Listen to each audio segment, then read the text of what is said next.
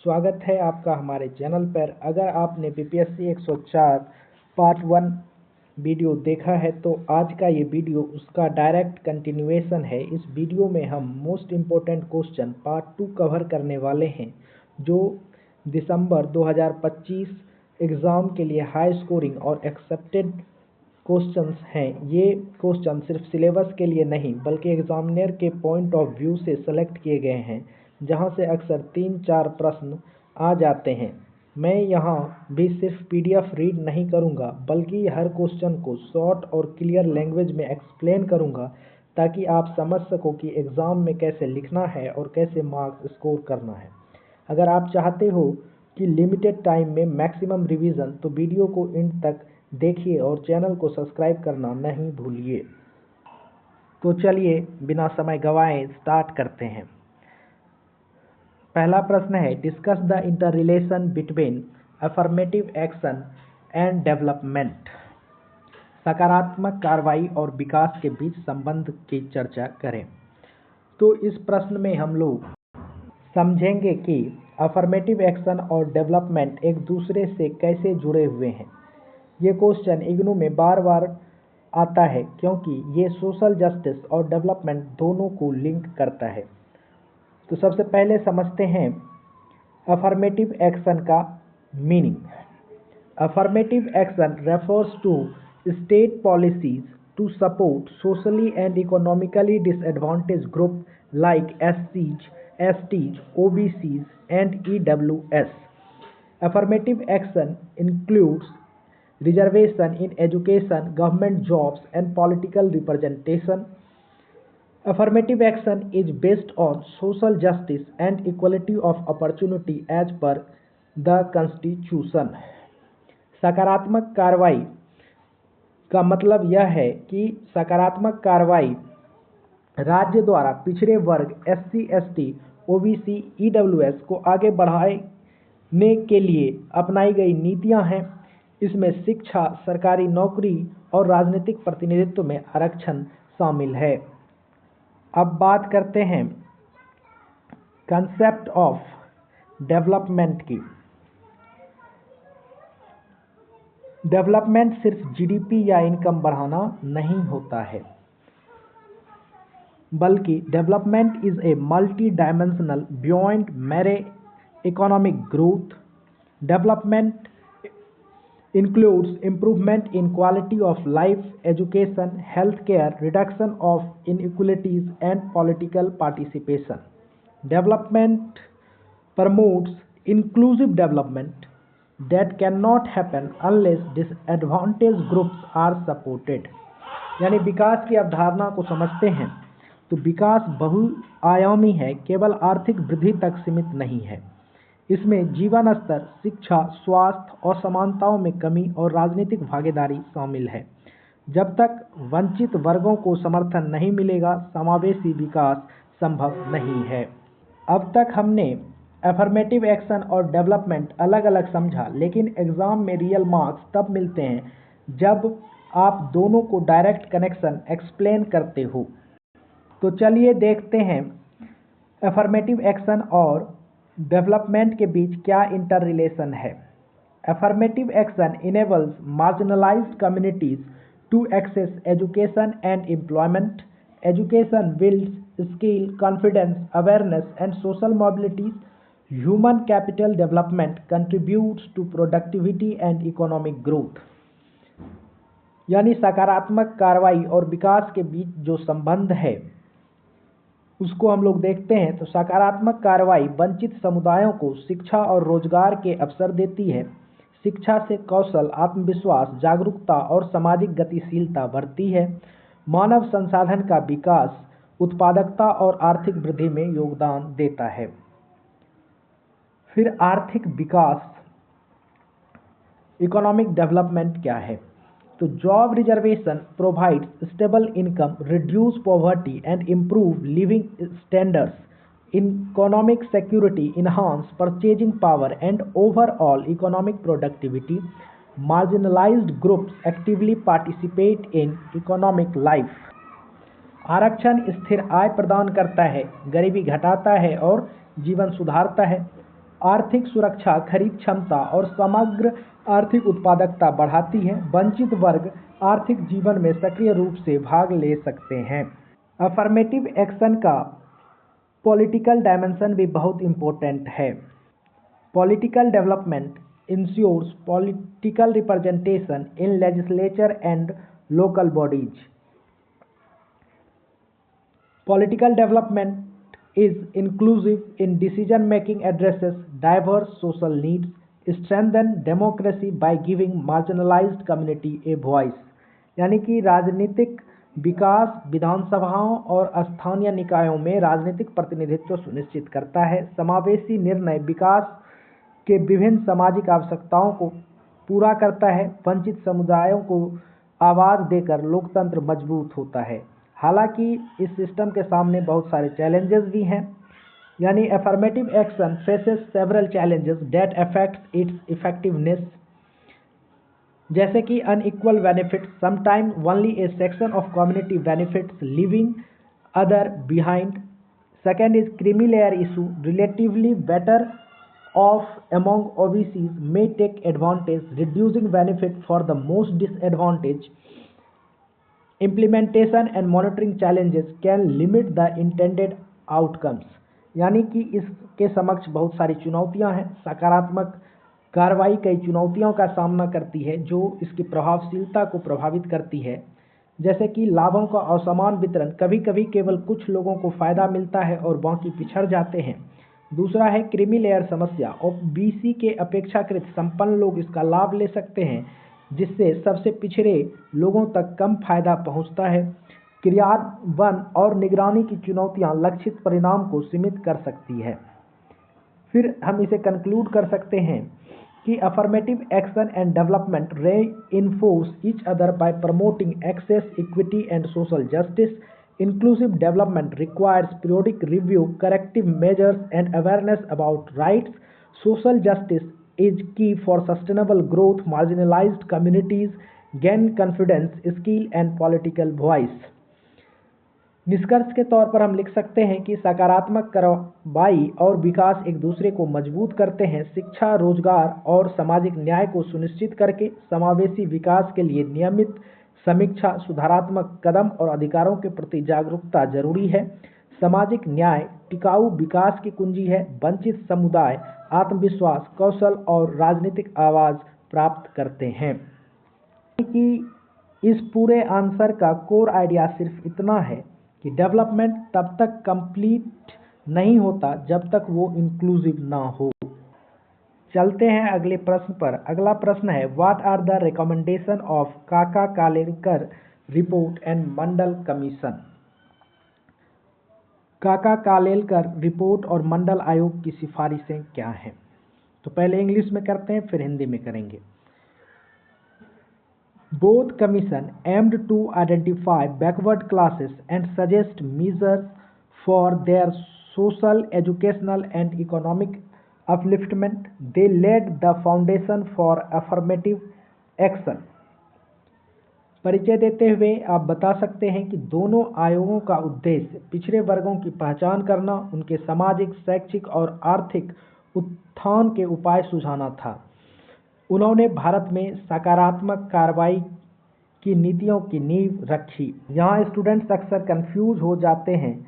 दोनों commission same नहीं है, लेकिन एक दूसरे के बिना इनकम्प्लीट हैं। काका Kalelkar commission. Kaka Kalelkar commission was constituted in 1953, focused on identifying socially and educationally backward classes. Its recommendations include identification of OBCs, scholarship, hostels, and limited reservation in jobs and education. It highlighted need for social justice and equal opportunities. काका कालेलकर आयोग 1953 में गठित हुई। सामाजिक और शैक्षिक रूप से पिछड़े वर्गों की पहचान पर ध्यान केंद्रित करना इसका उद्देश्य था। इनके सिफारिशों में ओबीसी की पहचान, छात्रवृत्ति, छात्रावास और नौकरी या शिक्षा में सीमित आरक्षण शामिल था। सामाजिक न्याय और समान अवसर की आवश्यकताओं पर इन्होंने जोर दिया। अगर कालेलकर कमीशन ने सवाल पूछा तो मंडल कमीशन ने उसका प्रैक्टिकल जवाब दिया। Mandal Commission was constituted in 1979, used 11 social, educational and economic indicators to identify OBCs. It recommended 27% reservation for OBCs in central jobs and educational institutions. मंडल आयोग 1989 में गठित की गई ओबीसी की पहचान के लिए 11 सामाजिक, शैक्षिक और आर्थिक संकेतों का उपयोग किया गया। मंडल आयोग ने केंद्रीय सरकारी नौकरियों और शैक्षणिक संस्थानों में ओबीसी के लिए 27% आरक्षण की सिफारिश की। अब थोड़ा सोचो, अगर मंडल कमीशन इम्प्लीमेंट नहीं होता तो ओबीसी रिप्रेजेंटेशन का पिक्चर आज कैसा होता। इसके इम्पैक्ट्स को देखते हैं। कालेलकर कमीशन और Mandal commission impact. Implementation increased representation of OBCs in jobs, education and politics. Both promoted social justice and inclusive development. Kalelkar report laid the foundation. Mandal ensured a structured and practical implementation. यानी कि Kalelkar commission और Mandal commission के प्रभाव। आरक्षण लागू होने से OBC का प्रतिनिधित्व नौकरी, शिक्षा और राजनीति में बढ़ा। दोनों कमीशन ने सामाजिक न्याय और समावेशी विकास को बढ़ावा मिला। कालेलकर रिपोर्ट ने नींव रखी, मंडल आयोग ने ठोस और व्यवहारिक क्रियान्वयन सुनिश्चित किया। जब भी सोशल जस्टिस की बात होती है, कंट्रोवर्सी आना नेचुरल होता है। तो फिर इसी कंट्रोवर्सी के कारण इन दोनों कमीशंस के रिपोर्ट के सामने कुछ चैलेंजेस हैं। तो चैलेंजेस में क्या सब है, तो it had challenges to counter identification of backward classes, sometime controversial, some groups left out, creamy layer issues, better off among OBCs may take undue advantage, resistance from other communities and political debates slowed implementation। तो चुनौतियां क्या क्या आईं? पिछड़े वर्गों की पहचान करना कभी कभी विवादास्पद रही, कुछ समूह बाहर रह गए। क्रीमी लेयर समस्या, ओबीसी के बेहतर आर्थिक स्थिति वाले लोग असमान लाभ ले सकते हैं। अन्य समुदायों का विरोध और राजनीतिक बहसों ने क्रियान्वयन धीमा किया। तो निष्कर्षतः हम लिख सकते हैं कि कालेलकर और मंडल आयोग ने मिलकर भारत के सकारात्मक कार्रवाई ढांचे का निर्माण किया। इनकी सिफारिशों ने सामाजिक न्याय मजबूत किया, प्रतिनिधित्व बढ़ाया और समावेशी विकास को प्रोत्साहित किया। दीर्घकालिक लाभ के लिए प्रभावी समीक्षा, जागरूकता और निगरानी जरूरी है। कंक्लूजन में हम लिख सकते हैं, काका Kalekar and Mandal commissions together shaped India's affirmative action framework. Their recommendation strengthened social justice, encouraged representation and promoted inclusive development. Effective review, awareness and monitoring are key for long-term benefits. इसीलिए exam में लिखने के लिए एक line याद रखो, Kalelkar gave the idea, Mandal gave the execution। हमारा अगला प्रश्न है, discuss the evolution of party system in India. Bharat में पार्टी प्रणाली के विकास की चर्चा करें। तो इंट्रोड्यूस करते हुए हम लिख सकते हैं, India has a multi party parliamentary democracy. The evolution of its party system reflect social diversity, historical factors and political changes over decades. Political parties emerged to represent different social, regional and economic interests. Bharat बहुदलीय संसदीय लोकतंत्र है। इसकी party प्रणाली का विकास सामाजिक विविधता, ऐतिहासिक कारकों और दशकों में हुए राजनीतिक बदलावों को दर्शाता है। राजनीतिक पार्टियां विभिन्न सामाजिक, क्षेत्रीय और आर्थिक हितों का प्रतिनिधित्व करने के लिए उभरी।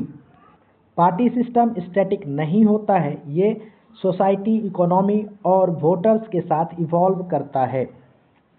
One party dominance 1952 to 1967. The Congress Party dominated due to its leadership during the freedom struggle and organizational strength. Weak opposition ensured political stability and continuity in policy making in the early years of independence. Congress adopted a centrist approach focusing on nation building, economic planning, and social welfare. एक दल का प्रभुत्व 1952 से 1967 तक रहा।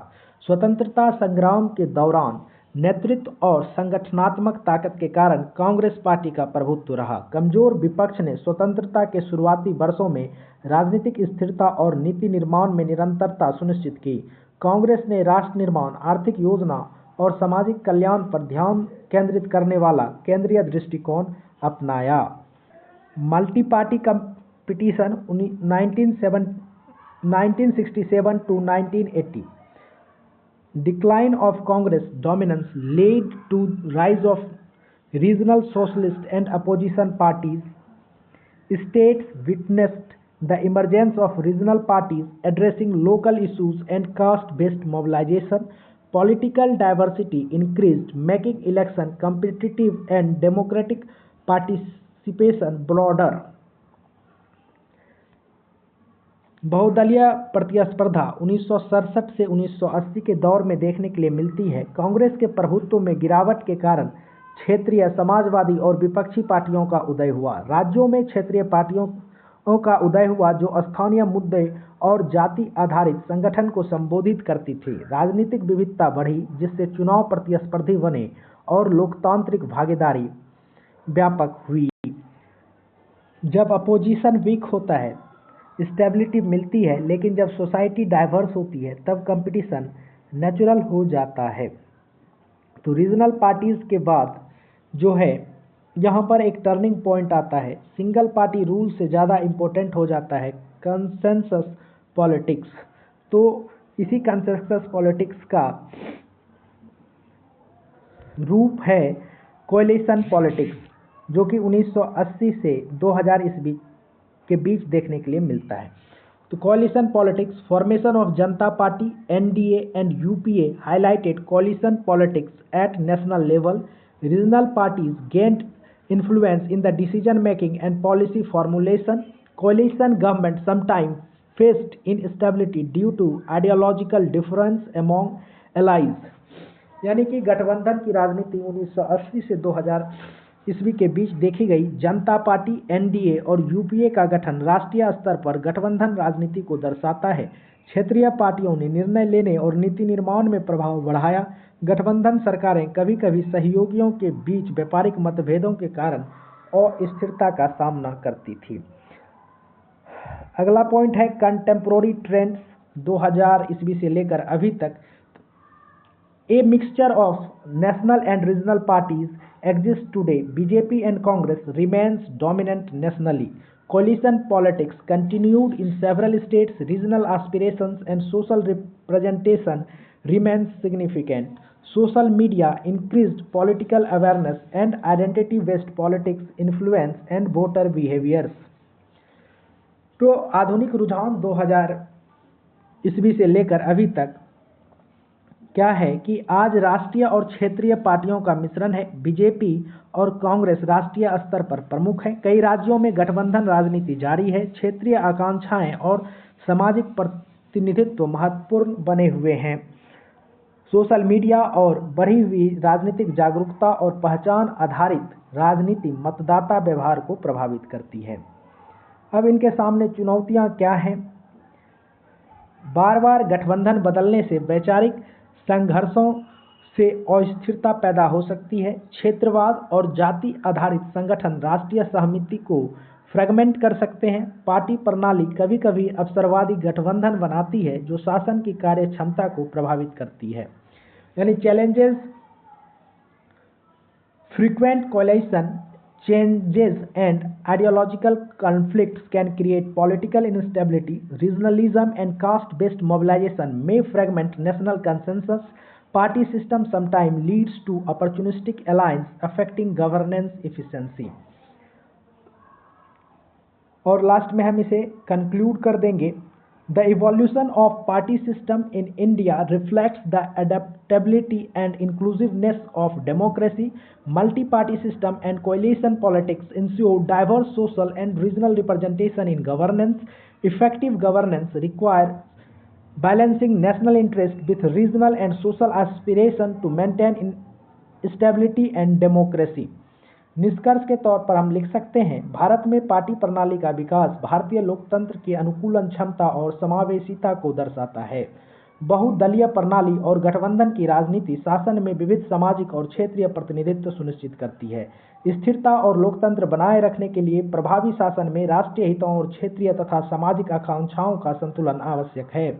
हमारा अगला प्रश्न है, analyse the feature of caste based organisation. जाति आधारित संगठन की विशेषताओं का विश्लेषण कीजिए। इंट्रोडक्शन में हम लिख सकते हैं, caste based organisation refers to social and political organisation formed on the basis of caste identity.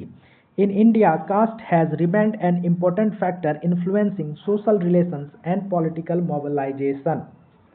Cast सिर्फ सोशल आइडेंटिटी नहीं, इंडियन पॉलिटिक्स में ये मोबिलाइजिंग फोर्स भी है। तो जाति आधारित संगठन ऐसे सामाजिक और राजनीतिक संगठन होते हैं जो जाति पहचान के आधार पर गठित होते हैं। भारत में जाति सामाजिक संबंधों और राजनीतिक लामबंदी को प्रभावित करने वाला एक महत्वपूर्ण तत्व रही है। तो सबसे पहले देखते हैं caste as a basis of social organisation. Caste based organisation are rooted in traditional caste structure and hierarchies.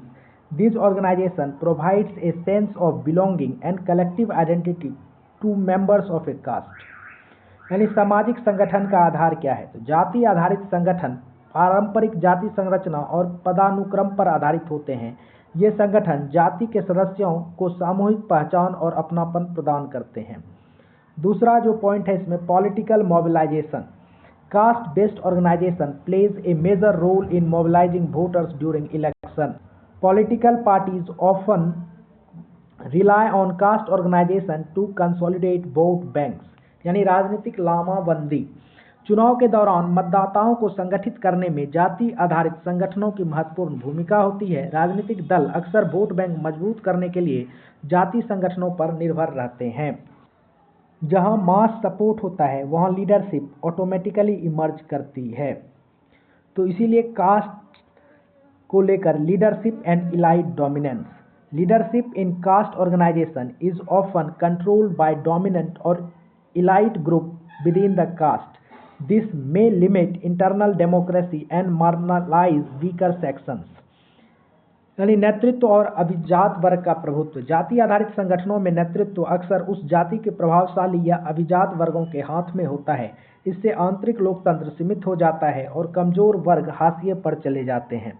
Demand for social justice. सामाजिक न्याय की मांग. Many caste organizations work for social justice, equality and reservation benefits. They raises issues related to discrimination, exclusion and backwardness. यानी सामाजिक न्याय की मांग.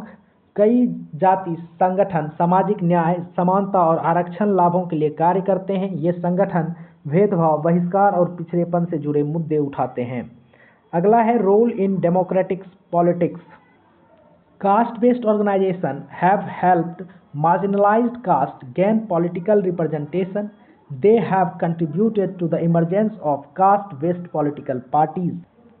लोकतांत्रिक राजनीति में भूमिका. जाति आधारित संगठनों ने हाशिए पर मौजूद जातियों को राजनीतिक प्रतिनिधित्व दिलाने में मदद की है. इन संगठनों ने जाति आधारित राजनीतिक दलों के उदय में योगदान दिया है. फिर आगे है challenges and criticism. Excessive emphasis on caste can deepen social divisions. It may weakens national integration and promote identity politics. जाति पर अत्यधिक जोर सामाजिक विभाजन को गहरा कर सकता है. यह राष्ट्रीय एकता को कमजोर कर सकता है और पहचान की राजनीति को बढ़ावा देता है. तो कंक्लूड करते हुए हम लिख सकते हैं, caste-based organizations are an important feature of Indian society and politics. While they promote representation and social justice, they also pose challenges to social unity. जाति आधारित संगठन भारतीय समाज और राजनीति की एक महत्वपूर्ण विशेषता है। ये संगठन जहां प्रतिनिधित्व और सामाजिक न्याय को बढ़ावा देते हैं, वहीं सामाजिक एकता के लिए चुनौतियां भी प्रस्तुत करते हैं। अगला प्रश्न है, right short notes on the following. Naga insurgency, Naga विद्रोह पर संक्षिप्त टिप्पणी। The Naga insurgency is one of the oldest insurgency movement in India, originating in the Naga hills of northeastern region. It is rooted in ethnic identity, political autonomy, and demand for self-determination. Naga विद्रोह भारत के सबसे पुराने विद्रोही आंदोलनों में से एक है, जिसकी शुरुआत उत्तर पूर्वी भारत के नागा पहाड़ी क्षेत्र से हुई। यह आंदोलन जातीय पहचान, राजनीतिक स्वायत्तता और आत्मनिर्णय की मांग से जुड़ा हुआ है। हिस्टोरिकल बैकग्राउंड देखते हैं नागा मूवमेंट की। The movement began under leadership of A.Z. Fijo and Naga National Council after independence. The Nagas demanded a separate sovereign state, claiming they were never part of India. स्वतंत्रता के बाद A.Z. Fijo और Naga national council के नेतृत्व में यह आंदोलन शुरू हुआ। नागाओं ने एक अलग संप्रभु राज्य की मांग की और यह दावा किया कि वे भारत का कभी हिस्सा नहीं रहे। Causes of Naga insurgency, cultural and ethnic distinctiveness of Naga tribe, fear of political domination and neglect by the central government, lack of economic development and regional isolation. Naga विद्रोह के कारण क्या रहे? नागा जनजातियों की सांस्कृतिक और जातीय विशिष्टता, केंद्र सरकार द्वारा राजनीतिक वर्चस्व और उपेक्षा का भय, आर्थिक विकास की कमी और क्षेत्रीय अलगाव। Government response, the Indian government adopted both military and political measures to address insurgencies. The creation of Nagaland as a separate state in 1963 was a major step. Several peace talks and ceasefire agreements were initiated. सरकारी प्रतिक्रिया क्या रही? सरकार ने विद्रोह से निपटने के लिए सैन्य और राजनीतिक दोनों उपाय अपनाए। 1963 में नागालैंड को अलग राज्य बनाना एक महत्वपूर्ण कदम था। कई शांति वार्ताएं और संघर्ष विराम समझौते किए गए। इसका सिग्निफिकेंस क्या है? तो the Naga insurgency highlight challenges of national integration in a diverse country like India. It lead to the constitutional accommodation and greater regional autonomy. यानी नागा विद्रोह का महत्व है कि नागा विद्रोह भारत जैसे विविध देशों में राष्ट्रीय एकीकरण की चुनौतियों को दर्शाता है। इसमें संवैधानिक समायोजन और क्षेत्रीय स्वायत्तता को बढ़ावा मिला। निष्कर्ष में हम लिख सकते हैं कि हालांकि हिंसा में कमी आई, फिर भी नागा मुद्दा कई पहलुओं में संवेदनशील और अधूरा है। कंक्लूड करते हुए हम लिखेंगे, though violence has reduced the Naga issues remain sensitive and unresolved in many aspect. Naga issue ये सिखाता है कि यूनिटी का मतलब यूनिफॉर्मिटी नहीं होता है, बल्कि अस्थायी शांति के लिए निरंतर संवाद और समावेशी विकास आवश्यक है। अगला प्रश्न है, द हिल स्टेट मूवमेंट, पहाड़ी राज्य आंदोलन।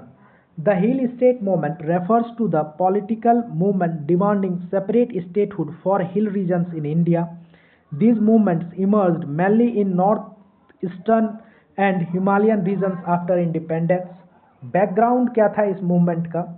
Hill regions had distinct culture, ethnic and geographical identities different from plains. Administrative control by plain-based government created dissatisfaction. यानी कि नागा आंदोलन के बाद ये जो पहाड़ी राज्य आंदोलन है, ये भारत के पहाड़ी क्षेत्रों के लिए अलग राज्य की मांग से जुड़े राजनीतिक आंदोलन को दर्शाता है। स्वतंत्रता के बाद ये आंदोलन मुख्य रूप से उत्तर पूर्वी और हिमालयी क्षेत्रों में उभरी। फिर दूसरा सब हेडिंग हम इसमें दे सकते हैं, आंदोलन की पृष्ठभूमि। पहाड़ी क्षेत्रों की सांस्कृतिक, जातीय और भौगोलिक पहचान मैदानी क्षेत्रों से अलग थी। मैदानी क्षेत्र की सरकारों द्वारा प्रशासनिक नियंत्रण से असंतोष बढ़ा। Causes of hill state movement, demand for political autonomy and self administration, economic backwardness and neglect of hill areas, fear of cultural domination by majority population. पहाड़ी राज्य आंदोलन के कारण राजनीतिक स्वायत्तता और आत्म प्रशासन की मांग, पहाड़ी क्षेत्रों की आर्थिक पिछड़ापन और उपेक्षा, बहुसंख्यक आबादी द्वारा सांस्कृतिक प्रभुत्व का डर। इसके मेजर एग्जाम्पल्स हैं creation of Nagaland, Meghalaya and Mizoram in north state, formation of Himachal Pradesh and later Uttarakhand in Himalayan region. यानी कि उत्तर पूर्व में नागालैंड, मेघालय और मिजोरम का गठन, हिमालयी क्षेत्र में हिमाचल प्रदेश और बाद में उत्तराखंड का गठन इसके प्रमुख उदाहरण हैं। इस आंदोलन का प्रभाव क्या हुआ? इस आंदोलन ने क्षेत्रीय आकांक्षाओं को समायोजित कर संघवाद को मजबूत किया। इससे प्रशासनिक दक्षता और स्थानीय भागीदारी बढ़ी। इम्पैक्ट क्या रहा हिल मूवमेंट का? The movement strengthened federalism by accommodating regional aspirations, it improved administrative efficiency and local participation. Conclusion में हम कह सकते हैं the hill state movement reflects the democratic nature of Indian political system, recognization of regional identity helped ensure unity with in diversity. निष्कर्ष के तौर पर हम यही लिख सकते हैं कि पहाड़ी राज्य आंदोलन भारतीय राजनीतिक व्यवस्था की लोकतांत्रिक प्रकृति को दर्शाता है। क्षेत्रीय पहचान की स्वीकृति ने विविधता में एकता को सुनिश्चित किया।